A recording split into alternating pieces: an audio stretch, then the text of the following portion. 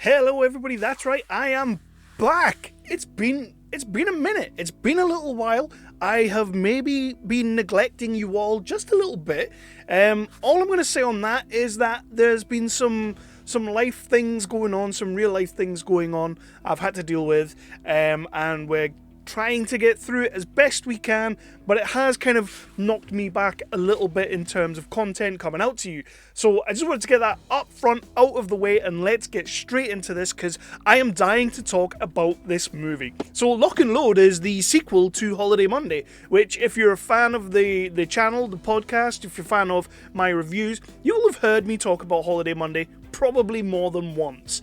And that's because director Nathan Shepka created something that I needed at the time. Like, I needed something different, something goofy, something not really taking itself too seriously, and that is exactly what Holiday Monday was. So I got on board with it, I loved it, and yeah, so we're going to be talking about Lock and Load in a second, because I was invited up to the UK premiere up in Glasgow, which was absolutely amazing. Nathan invited me up there. I took my good friend Scott Antcliffe, I took him up with me, mostly just to stop me from falling asleep while driving. I got to introduce the movie, which I had this whole thing planned out. Nathan, I'm so sorry. I did have like a script and everything, and then when I turned around there was like 300 people looking back at me. I kind of shit the bed, I will not lie, but it was so cool to be there and to do this, because independent cinema, as you know, is a love of mine. It's a passion of mine to try and push these projects out there and make sure people are seeing them, hearing about them, and knowing about them. But first off, my name is Kevin Halden. This is Nerdly Out Loud, the official channel of nerdly.co.uk, your favourite British home for all of your news, reviews, and exclusive interviews. We like to cover everything from the big budget to the low budget to the no budget, with a special keen interest on the lower end of the scale. That's kind of where this movie lives. That's where it lies. That's where my heart lives and lies. That's where my passion is. So let's talk about Lock and Load, the new Nathan Shepka movie. And quickly on that, before I forget, Baby in the Basket funded. We did the crowdfunder, we did the Kickstarter, we got it funded. We are now on Indiegogo as well, so you can go on Indiegogo, look for Baby in the Basket. We are still taking funds because, yeah, we're shooting for the moon with this movie. And of course, as you guys know, Shepka, Tom Jolliffe, Flickering Myth, Nerdly, we are all kind of involved in this project, and we want it to be as awesome as humanly possible. So go over to Indiegogo, check that out. You can still give some shekels to us. That will be absolutely amazing if you did that. No pressure, but if you can, that would be awesome. So yeah, do that. But yeah, so that's coming, like, I think we're going to start filming in like September, October, so that's going to be awesome. Yeah, you know what? Let's just get into the review. This time last year when you said you wanted to quit all of this, what made you change your mind? I'd miss the smell of gunpowder. What about fist fights? And explosions. So what's going on? Stokes is missing. I got a call around 8 AM. They said they needed him in for an urgent operation. Miles Steiger, international arms dealer. We found out that Steiger was closing a contract with a terrorist. We both need this deal to go through as safely as possible. Sting operation went south. Stokes went missing. Go to you. What's your business with Miles Steiger? He owns that private airfield. He oversees everything. We would just over and out of that meet. We're about to go on a raid, but the clock's ticking and we need to move. So I'd rather hope you would tell me who your friends are. The two cowboys at a tent making us a bank holiday to remember. Doesn't anyone take days off?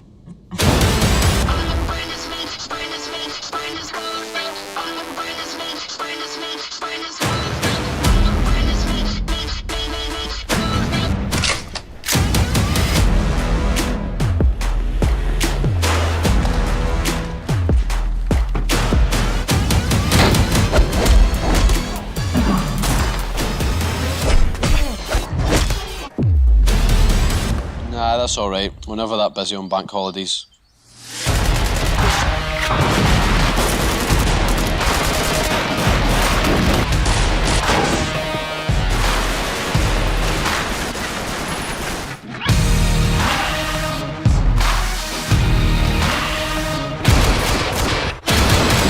Thought about moving the target closer.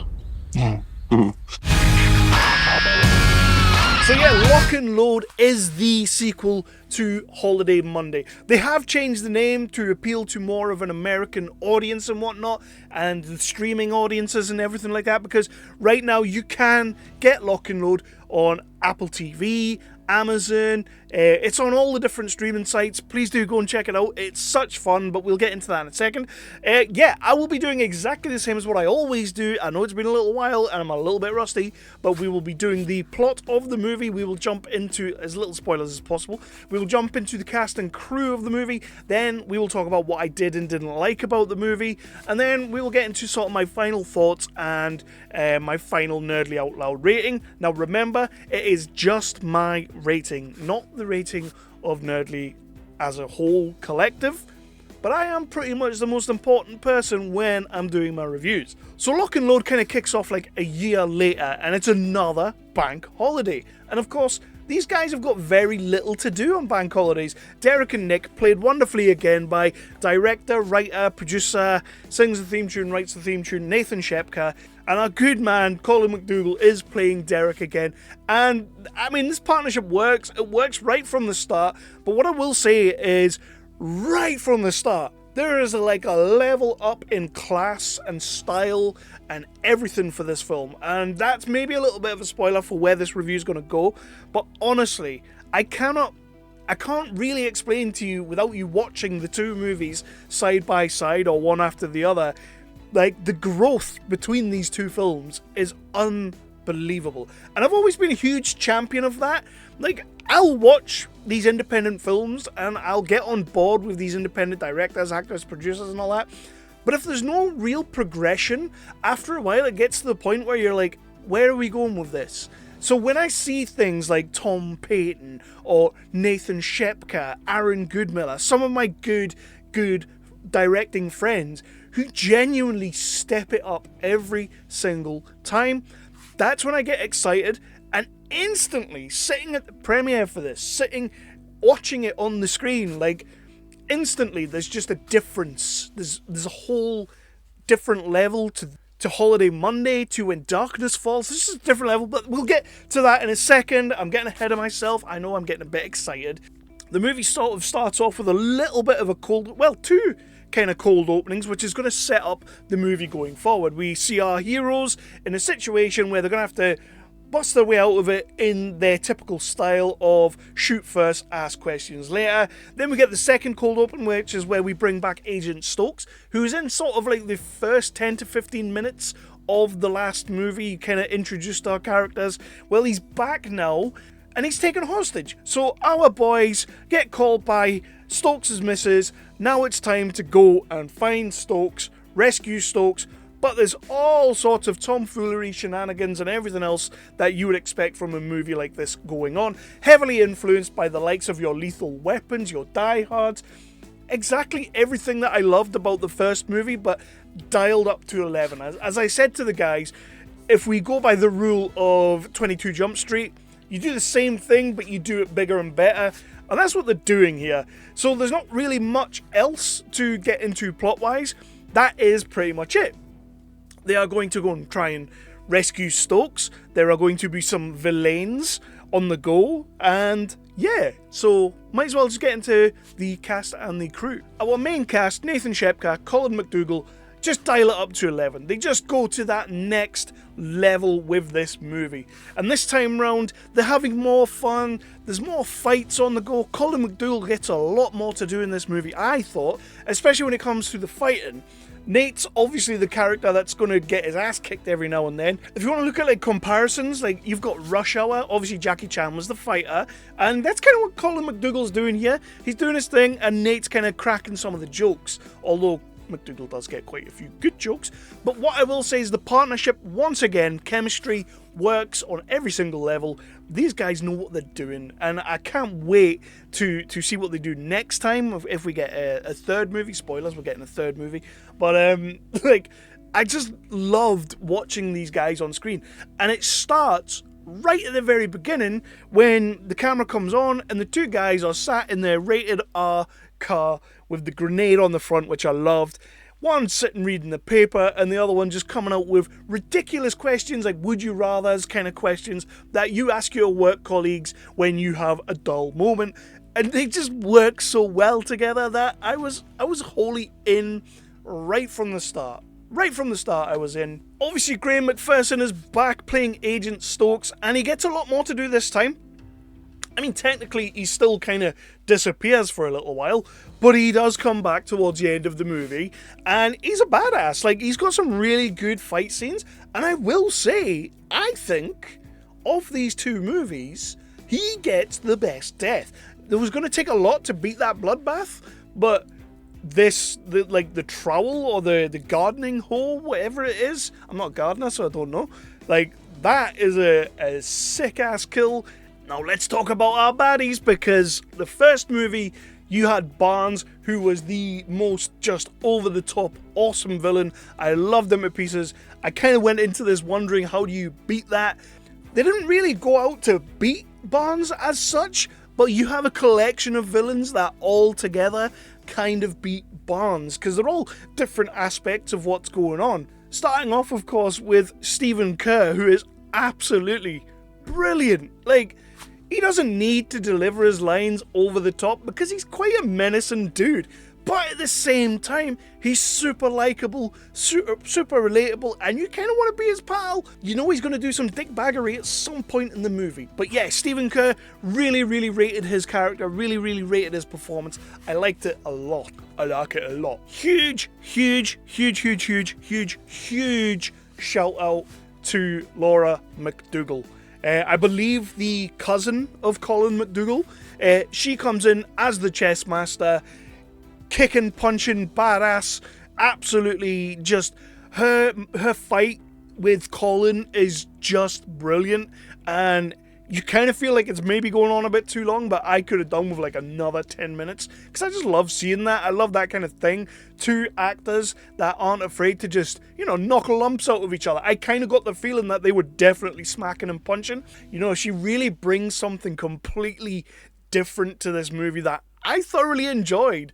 And I know this is going to be one of those characters that people sort of look at and they're like, Kevin, what are you on about? She doesn't do a great deal. She's not in a great deal of scenes. But whenever this woman is on the screen, you know some shit's about to go down. And I love that. So yeah, she won for me. You do have Tony McDonald playing Miles Steiger, who's probably the closest to Barnes you're going to get. But yeah, he's a little bit over the top. He is great, delivers his lines very well, has this kind of theatrical presence, which is always great when you want that in your villains. I mean, that's why Hans Gruber works, because Alan Rickman's such an over-the-top theatrical kind of villain that you actually kind of believe this guy could exist in the real world. And Miles Steiger, Tony McDonald, plays that to a T. So yeah, I'll give him some props too. Let's move into what I did and what I didn't like. The first thing that I liked is just sheerly the leveling up. But the combat, the fighting in this movie is next level. You have numerous fights going on, because once you get to that sort of 1 hour mark, the movie just starts becoming like fight. He's going to take on her, she's going to take on him, he's going to take on her. There's just fights going on all over the place, which is great. We get to see lots of different styles of fighting as well. We get and I'm going to point this out because I love this kind of maneuver when it comes to fight choreography, but you have this moment, and it's in Shepka's fight, it's his big fight, where he kind of gets flipped over by the baddie, and the camera flips over with him. Like, it's becoming like a bit of a thing, people really starting to hone this, but it's also the way the sound goes with it. Like, the sound kind of dips out a little bit, and I love that effect. It's really well done, and I wasn't expecting it, and to be perfectly honest, it took me by surprise when I was watching it. So, big shout out to that as well.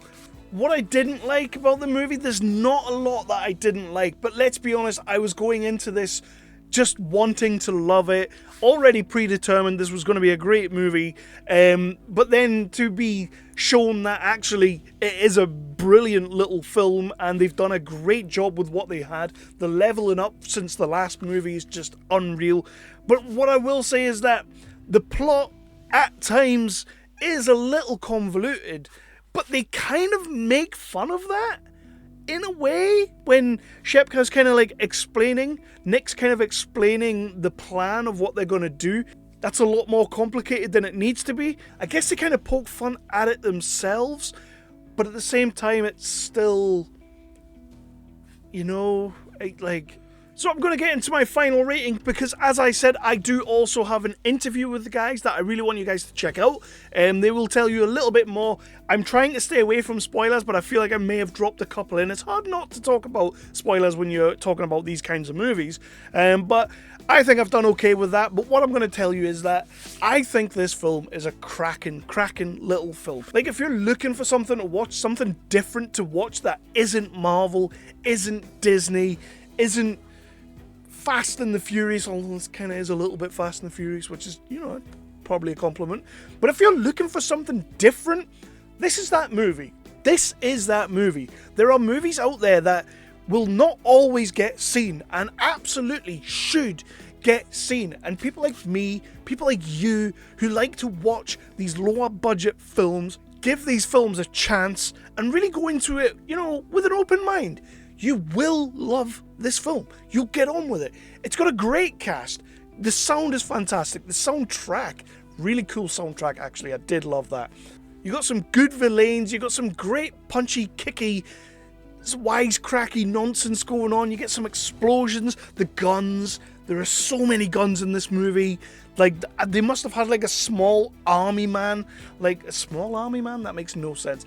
And like, I meant like an army man or an artillery man with a small arsenal. That's what I meant. That was a long way to get to that.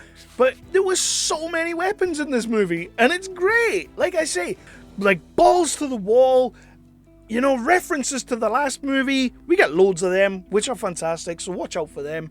If you didn't see the first movie, you won't get them, but you know what? You're not missing anything, so that's cool. Like, you'll still get the movie. So yeah, I'm actually going to drop a really strong 4.5 out of 5 on this movie. It's a rollicking good time. I think people will genuinely, when they find this, and I think people will find Lock and Load, I think they're definitely going to find it. They're going to love it, and they're going to realise that, you know what, I don't have to watch Marvel right now. There are other things out there. This is a movie I think people will really enjoy. So please do check it out. Get yourself on the streaming sites, all the different things, Apple TV, Amazon, everything like that. Please do check out Lock and Load. Give it a watch. I'm going to give it a 4.5 out of 5. And the only reason, Nathan, the only reason this is getting a 4.5 out of 5 from me is that I want that third movie. And you know what? I pitched an idea to Colin at the premiere. You know, you had Hans Gruber in Die Hard 1, and then Jeremy Irons comes in Die Hard 3 as Simon, Hans Gruber's brother. I reckon Holiday Monday 3, you bring in Barnes' son. And I'd be perfect for it. That's the only reason you're not getting that 0.5, but you know what? Cast me and I will revise this and I'll give you that 5. But yeah, please do everybody check that out, and also check out all the other videos down below. As I say, I've had some personal things going on recently which has kind of like stopped me getting into the booth and really talking about things because I just didn't want to. I'm not going to go too deep into any of that because you're here to hear my stupid rants, my stupid opinions on stupid films. That's why you're here, so let's not get into all that. There will be more down below. I have got a load of other things that I've been building up, stockpiling, so that I could get in here and talk to you about. But please do check out Lock and Load. Please do, if you watch it, let people know on the IMDb, on the Letterboxd, the Rotten Tomatoes, whatever you tell people about things on, just whisper in their ears about Lock and Load. Also, while you're there, tell them about Nerdly Out Loud, the official channel of nerdly.co.uk. Man, it is fucking great to be back in this.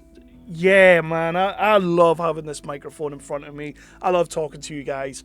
This has been a long time coming. Thank you so much for watching the video. If you're still with me, thank you so much. Check out the movie. Check out the interview with Colin Shepka, myself, and Graham McPherson. It was a fantastic little interview, and I really enjoyed it. So yeah,